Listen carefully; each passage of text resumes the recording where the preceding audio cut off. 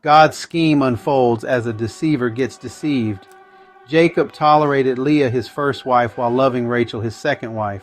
The irony is that it was Leah who gave birth to Judah, who was the ancestor of Jesus.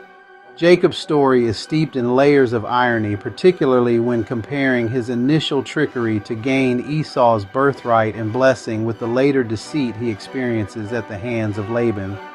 We pick up the story when Jacob and Rebekah, his mother, conspire to trick Isaac into giving Jacob the blessing that was intended for Esau, the firstborn. Jacob, disguised with goat skin and Esau's clothing, manipulates his blind father by mimicking Esau's appearance and voice. Isaac, relying on touch and taste, is deceived and bestows the blessing upon Jacob. This act of deception ultimately leads to Jacob fleeing for his life and running to his uncle Laban's household to escape Esau's wrath. The last thoughts in Esau's heart are recorded in Genesis 27, verse 41. So Esau hated Jacob because of the blessing with which his father blessed him. And Esau said in his heart, "The days of mourning for my father are at hand. Then I will kill my brother Jacob." And the words of Esau, her older son, were told to Rebekah. So she sent and called Jacob, her younger son, and said to him, "Surely your brother Esau comforts himself concerning you by intending to kill you." The irony then comes full circle when Jacob, having worked 7 years for Rachel, is tricked by Laban on his wedding night.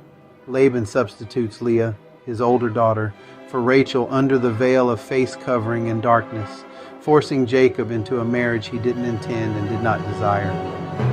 Jacob, who had previously exploited his brother's right as the firstborn, is now forced into a situation where Laban justifies his deceit by appealing to the custom of marrying the older daughter before the younger. Jacob, who tricked Isaac by substituting himself for Esau, now finds himself victim to a similar deception, receiving a wife he didn't intend. This forced marriage also extends Jacob's service to Laban, requiring another 7 years of work to eventually marry Rachel. The mockery of the situation lies in Jacob, the supplanter, which means deceiver, becoming the deceived. The very same tactic he employed against his father and brother is used against him by his uncle, highlighting a sense of retributive justice within the narrative. Jacob's experience underscores the consequences of deception and how dishonesty can ripple through relationships, creating a cycle of mistrust and manipulation. In both instances, Jacob's actions are driven by a desire to gain something he believes is his, even through deceit. And in both instances, he faces the repercussions of those choices.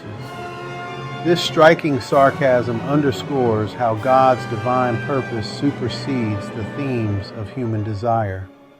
Jacob's deep love for Rachel and his comparative disdain, or at least lack of affection for Leah, is clearly stated in the Bible. He served Laban, their father, for 7 years in order to marry Rachel, but was tricked into marrying Leah first. His love for Rachel, contrasted with his indifference towards Leah, shaped the early dynamics of his family and the complex relationships within it. The irony arises from the fact that Leah, the unloved wife, bore Judah, who became the ancestor of King David and ultimately of Jesus Christ, the Messiah.